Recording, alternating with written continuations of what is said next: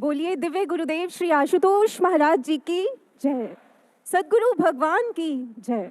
सच्चे दरबार की जय। एक बार एक शिष्य ने अनुभव में महाराज जी से पूछा, महाराज जी आप आंखें कब खोलेंगे, समाधि से बाहर कब आएंगे? महाराज जी ने कहा, जब आप आंखें बंद करके साधना के भीतर गहरा उतर जाएंगे।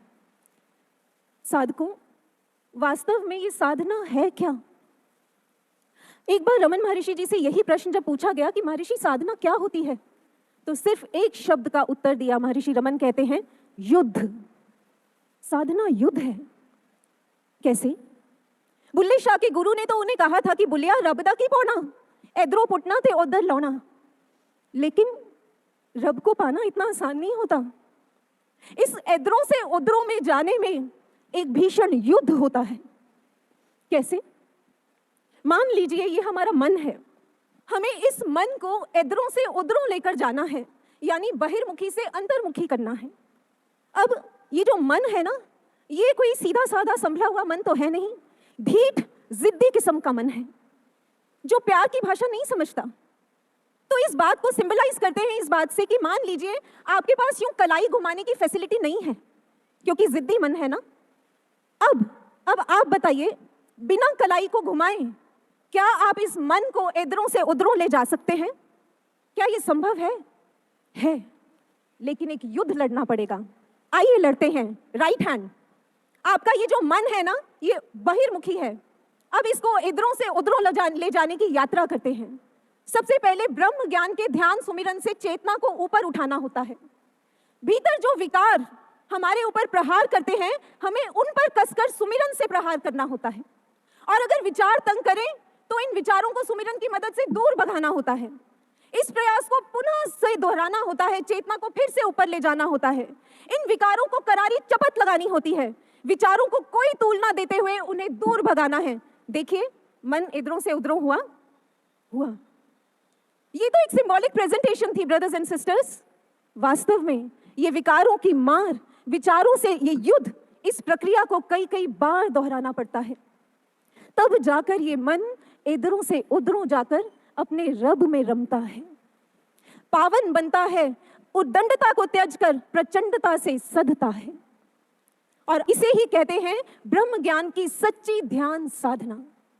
और आज दिव्य ज्योति का हर एक साधक इसी कल्याणकारी निर्माणकारी साधना में रत है।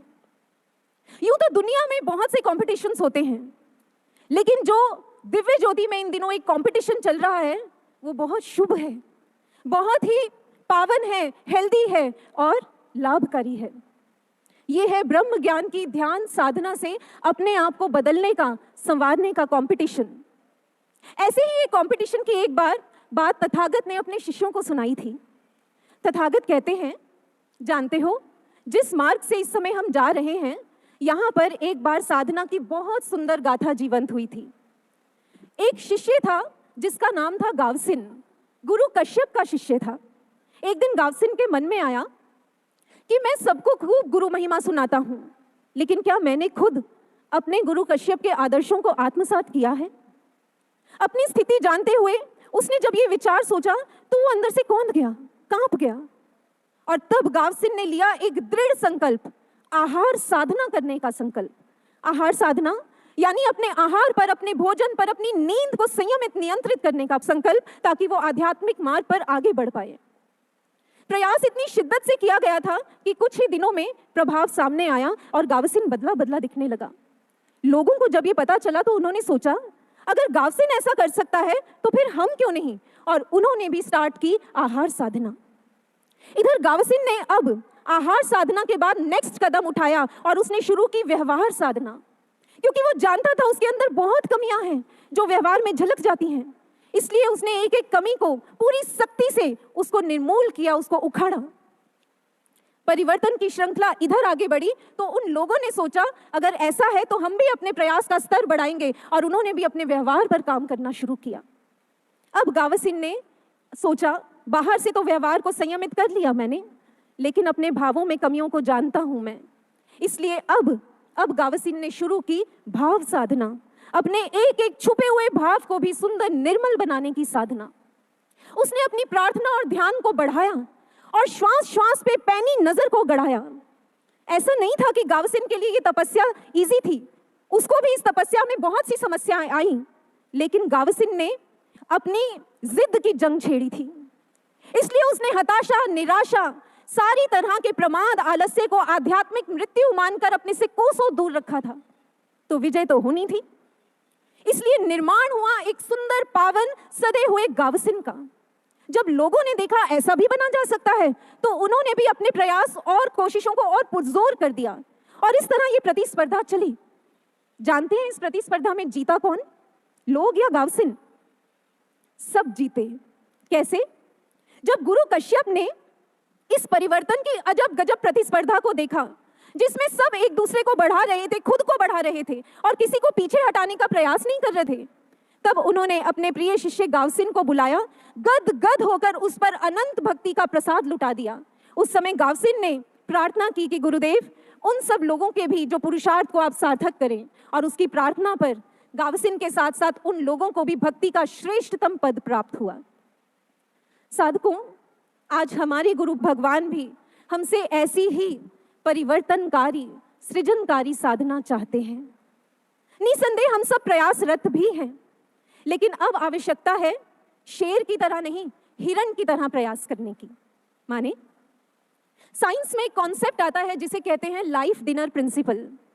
ये प्रिंसिपल कहता है कि जब शेर हिरण के पीछे दौड़ता है, तब दौड़ तो दोनों रहे होते हैं, शेर भी और हिरण भी, लेकिन एक कारण होता है जिसकी वजह से हिरण के प्रयास शेर के प्रयास को मात दे जाते हैं, और वो ये कारण होता है कि जो शेर होता है ना, वो अपने भोजन के लिए भाग रहा होता है, लेकिन जो हिरण होता है वो अपने जीवन के लिए दौड़ रहा होता है।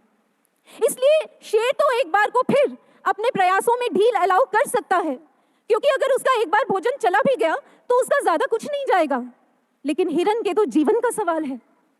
इसलिए वो अपनी पूरी ताकत लगाकर सिर्फ और सिर्फ आगे दौड़ता है, ना रुकता है, ना ढीला पड़ता है, ना पीछे मुड़कर देखता है, क्योंकि उसको मालूम है ऐसा करने का सीधा सीधा मतलब होगा उसकी मृत्यु। इसी तरह साधकों, आज के इस भीषण काल में जब विकार और संस्कार हम पर हावी हैं, बुरी तरह हावी हैं, दूषित मनस्थितियां हैं और विषम परिस्थितियां हमें धर दबोचने को उतारू हैं, ऐसे में हमें भी साधना रूपी संघर्ष को तो करना ही होगा, और वो भी ढीला ढाला संघर्ष नहीं, हिरण की तरह संघर्ष करना होगा। हर युग में हर शिष्य ने ऐसी ही साधना की है, तभी उसने अपने रब को, अपने गुरु भगवान को रिझाया है, पाया है। रामकृष्ण परमहंस जी के शिष्यों के बारे में आता है, एक समय था जब परीक्षाएं और संघर्ष लाइन लगाकर तैयार थे, लेकिन शिष्यों पर एक धुन सवार थी। क्या? डटे रहो गुरु की भक्ति में, बसे रहो गुरु की बस्ती में। तो इसलिए उन्होंने संघर्षों के बावजूद अपनी साधना की मुहिम छेड़ी। लोग उन्हें आकर ताने मारते थे कि आखिर ऐसी साधना के लिए इतना संघर्ष करने से आप लोगों को मिल क्या रहा है? तो वो पलट कर जवाब देते थे, तो क्या आपके कहने पर अपने प्रयास छोड़कर फिर से अज्ञानता की खाई में कूद जाए हम? उनके लिए बुक्स में जानते हैं क्या लिखा जाता है? Verbatim I am telling, Ramakrishna Math की बुक्स में उनके लिए लिखा गया, they were mad mad mad after doing sadhana because they wanted to do what their Thakur wanted from them. और बारंगौर मठ का दूसरा नाम पड़ गया था आध्यात्मिक जुनून की स्थली। महर्षि औरोबिंदो की अभी कुछ समय पहले एक डायरी मिली, जिसमें उनकी 9 साल की कठिन साधना की जो संघर्ष उन्होंने किया था, उसका एक एक पल रिकॉर्डेड है, दर्ज है। इसलिए औरोबिंदो भी अपने शिष्यों को लेटर्स जब लिखते थे तो उसमें लिखते थे, साधकों, साधना में डटे रहना, चाहे कुछ भी हो जाए, अपना आसन मत डोलने देना। रमन महर्षि ने अपने शिष्य मुरुगर से कहा था, मुरुगर, तू साधना की अपनी कोशिशों में हदें पार करके तो देख, मैं आध्यात्मिक संपदा लुटाने में अपनी सारी हदें पार कर दूंगा, मैं तुझे वचन देता हूं। तो जब गावसिन अपने गुरु कश्यप के लिए साधना में तप सकता है, जब ठाकुर और अरविंद के शिष्य संघर्षों के बावजूद अपनी साधना में अडिग रह सकते हैं, डटे रह सकते हैं, तो फिर हम क्यों नहीं? एक बार महाराज जी से जब किसी ने कहा था, महाराज जी हमारा साधना में मन नहीं लगता इसलिए हम उठ जाते हैं, तब महाराज जी ने कहा था, रावण जानता था कि वो युद्ध में हार जाएगा, लेकिन फिर भी डटा रहा, तुम्हारे पास तो राम है। इसलिए हमें भी साधना का संघर्ष करना है। साधकों, समय के जिस मोड़ पर हम खड़े हैं, संघर्षों भरे, मुश्किलों भरे इस मोड़ पर, समय हमसे मांग कर रहा है साधना की। 3 कारण हैं जो बार बार कहते हैं साधना करें, साधना करें, साधना करें। पहला कारण, साधना क्यों करें? क्योंकि साधना हमारा सुरक्षा कवच बनती है, हमारा मार्गदर्शन करती है। एक बार बुद्ध के शिष्य आनंद के साथ जब किसी ने कंस्पायर करके उसके जल में कुछ नशा मिला दिया था, तब बुद्ध ने अपने सारे शिष्यों के आगे गंभीर वाणी में कहा था, शिष्यों, आनंद के ऊपर इस विष का प्रभाव नहीं चढ़ा और अब भी उसकी प्रतिज्ञा और प्रज्ञा वैसी की वैसी है, उसकी साधना के कारण। इसलिए मैं आज आप सबको चेतावनी देता हूं कि ये समय है कि अपनी ध्यान साधना को प्रगाढ़ करें, क्योंकि तभी ऐसे दुष्प्रभावों को आप तुरंत पहचान सकते हैं और समय रहते एक सही कदम उठा सकते हैं। और आगे बुद्ध ने अपनी इस बात को एक एनालॉजी से समझाया। बुद्ध कहते हैं कि मान लीजिए सांप बिल्कुल आपके सामने आ गया है, तो अब अगर आपका विवेक जागृत होगा तो आप भयभीत हुए बिना विलंब किए उस सांप की गर्दन को किसी ठोस वस्तु से दबा देंगे और गर्दन से उसे पकड़कर अपने आप को उसके डंक से बचा लेंगे। लेकिन अगर आपका विवेक सोया है तो आप देर करेंगे, सांप और आगे आ जाएगा, और अगर अब आप उस सांप को बीच में से या पूंछ से उठाने की कोशिश करेंगे तो सांप आपको डस लेगा, आप बच नहीं पाओगे। आनंद आज क्यों बच पाया? क्योंकि आनंद की साधना के कारण इस नशे का प्रहार होने के बावजूद उसका विवेक जागृत रहा। इसलिए उसने तुरंत अपने सुमिरन के ठोस दंड से उस सर्प रूपी नशे की गर्दन को दबोच दिया और इस विष के प्रभाव से, इस नशे के प्रभाव से बच गया। और तब बुद्ध बोलते हैं कि याद रखना, स्मरण रखना, साधना और विवेक दोनों साथ साथ चलते हैं, कभी पृथक नहीं होते।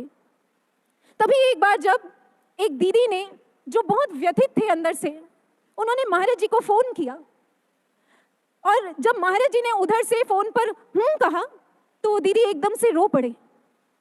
महाराज जी ने बार बार पूछा रोती क्यों है, लेकिन वो दीदी थे जो वो रोना रुक ही नहीं पाया, वो रोते चले गए और कुछ बोल नहीं पाए। महाराज जी ने भी इतनी देर तक फोन थामे रखा।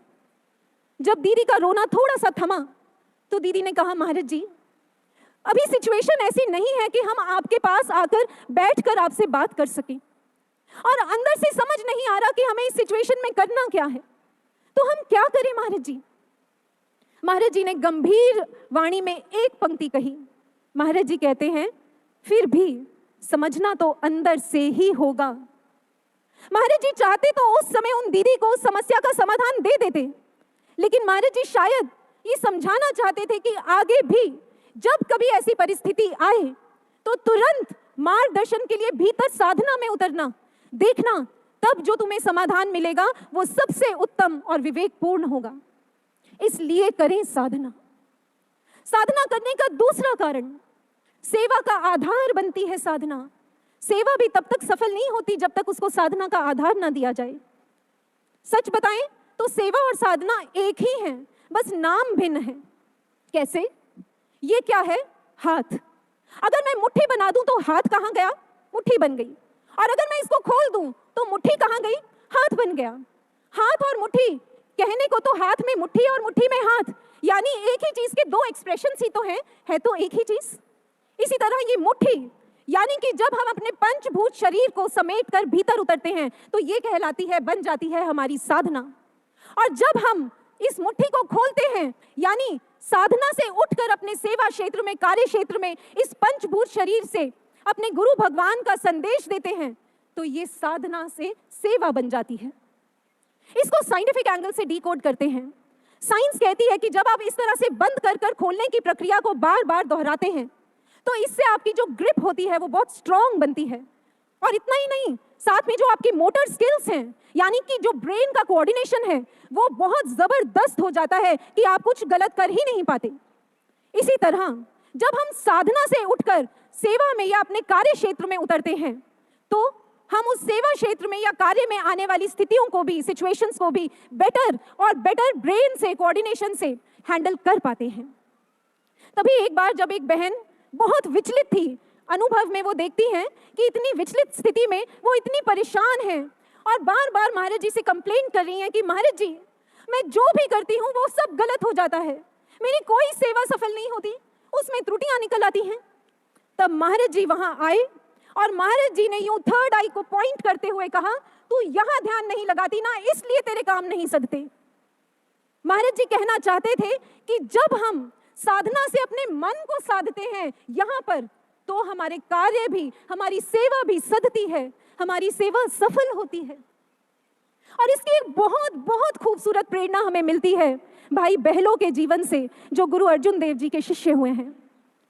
उस समय दो प्रमुख सेवाएं वहां चल रही थी, एक तो पवित्र सरोवर की खुदाई और दूसरा हरमंदिर साहिब जी का निर्माण कार्य। गुरु अर्जुन देव जी चाहते थे कि इस निर्माण कार्य में सबसे उत्तम किस्म की ईंटों का प्रयोग हो। बाकी सबने तो कुछ इस बात पर ध्यान नहीं दिया, लेकिन जो भाई बहलों थे उन्होंने जगह जगह पता किया कि ईंटें सच में अच्छी कैसे बनाई जा सकती हैं, और उन्होंने पाया कि जब विष्ठा को मिलाया जाता है तो ईंटें बहुत अच्छी बनती हैं। तो उन्होंने ऐसा किया, इसलिए उनके कपड़ों से हमेशा विष्ठा की महक आती थी, जिस कारण से लोग उनका बहुत मजाक उड़ाते थे। लेकिन भाई बहलों को क्या फर्क पड़ता था, वो तो सेवा में मस्त मगन रहते थे। भाई बहलों के लिए 3 बातें प्रसिद्ध थीं और आज भी जानी जाती हैं। एक, चाहे कितनी मर्जी व्यस्तता होती या कितनी मर्जी थकान होती, रिकॉर्ड है भाई बहलों ने अपने प्रतिदिन की साधना एक दिन भी नहीं छोड़ी। दूसरी खासियत, भाई बहलों के सिर पर जितना भी भार होता था उससे उनको कोई फर्क नहीं पड़ता था, लेकिन एक चीज हमेशा कांस्टेंट रहती थी कि उनकी दृष्टि हमेशा अपने गुरु साहिब पर टिकी होती थी। तीसरा, कि जब लोग जानबूझकर उनके सेवा कार्य में तंग करते थे, उनको परेशान करते थे, उन पर व्यंग कसते थे, लेकिन रिकॉर्ड है भाई बहलों ने एक बार भी कभी प्रतिक्रिया नहीं की। क्यों? क्योंकि हर समय सुमिरन से जुड़े रहते थे। इस तरह जब सेवा कार्य चला और जब भट्टी को खोला गया तो उसमें से जो ईंटें निकली, उनमें से जो ईंटें भाई बहलों ने बनाई थी वो सबसे उत्तम निकली। जब ये देखा तो गुरु अर्जुन देव जी अब अपने आप को रोक नहीं पाए। सारा प्रयास तो देख रहे थे तब से, लेकिन अब तो वो इतने प्रसन्न हो गए कि स्वयं भाई बहलों से मिलने के लिए चले आए।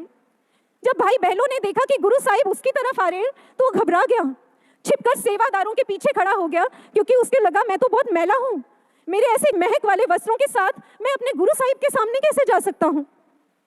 लेकिन वो छिपकर खड़ा हुआ तो गुरु साहिब सीधा उसके सामने आकर खड़े हो गए। भाई बहलों पीछे पीछे जाता रहा, गुरु साहिब उसके पीछे पीछे आगे आगे जाते रहे। और जब भाई बहलों को लगा ये तो मैं अवज्ञा अपमान ना कर बैठूं अपने गुरुदेव का, तो वो और पीछे नहीं गया, अपने गुरु के चरणों में बिछ गया। इधर गुरुदेव ने, गुरु साहिब ने दोनों हाथों से झुककर भाई बहलों को उठाया और जानते हैं फिर क्या किया?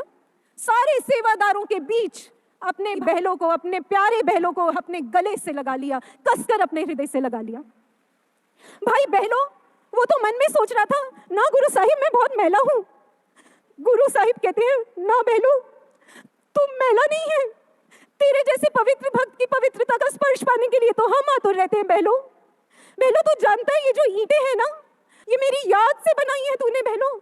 सुमिरन की पकड़ है इसमें, जो तूने कभी प्रतिक्रिया नहीं की ना, सहता रहा, ना तूने मुख से ना मन से कभी मुझे शिकायत की। बहलों ये तेरी उस सहनशीलता के तप से तपी है ये ईंटें। बहलों जानता है बाकी सेवादारों ने तो इस सेवा से पुण्य कमाया है, लेकिन तूने इस सेवा से तो मुझे ही पा लिया। बहलों तूने मुझे पाया है।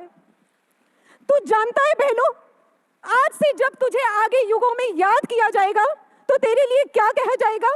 तेरे लिए कहा जाएगा बहलों तू सब तो पहलो, क्योंकि तेरी सेवा सबसे उत्तम है। बहलों मेरी तेरी सेवा स्वीकार की, पूर्ण रूप से स्वीकार की, तेरी सेवा सफल हुई। इसलिए अगर हम भी अपनी सेवा को सफल करना चाहते हैं तो साधना करें। एक भी दिन की साधना अब छोड़ना स्वीकार्य नहीं है। और साधना करने का तीसरा कारण, साधना ही वो महामंत्र है जिससे हम अपने गुरु भगवान को रिझा सकते हैं, उन्हें मना सकते हैं और समाधि से बुलाकर उनके साकार रूप का दर्शन पा सकते हैं। एक बार रामानुजाचार्य जी से भगवान ने पूछा, आचार्य आपको नीचे जाने की इतनी आतुरता क्यों रहती है? जब देखो आप कहते हैं मैं नीचे जा रहा हूं। तो रामानुजाचार्य जी जो है ना, वो भगवान के कान में कहते हैं अगर आपको इसका राज जानना है ना, तो ये तो नीचे जाकर ही पता चलेगा क्योंकि जब आपको पूर्णा जैसे शिष्यों की प्रेम साधना मिलेगी ना, तो आप भी यहाँ नहीं रह पाएंगे। आप तुरंत ऐसे शिष्यों से प्रेम करने के लिए, उनके प्रेम को पाने के लिए उनके पास चले जाएंगे। काश हमारी साधना भी ऐसी हो, जो हमारे गुरु भगवान को समाधि से उठाकर उन्हें हमारे संग, हमारे जीवन की सबसे सबसे सबसे सुंदर गुरु पूजा मनाने के लिए हमारे बीच में ला दे। इसलिए साधना करें। ऐसी ही प्रार्थना के साथ आइए अपने गुरु भगवान के श्री चरणों में एक वंदन अर्पित करते हैं। बोलिए सद्गुरु महाराज जी की जय, दिव्य गुरु श्री आशुतोष महाराज जी की जय, सांचे दरबार की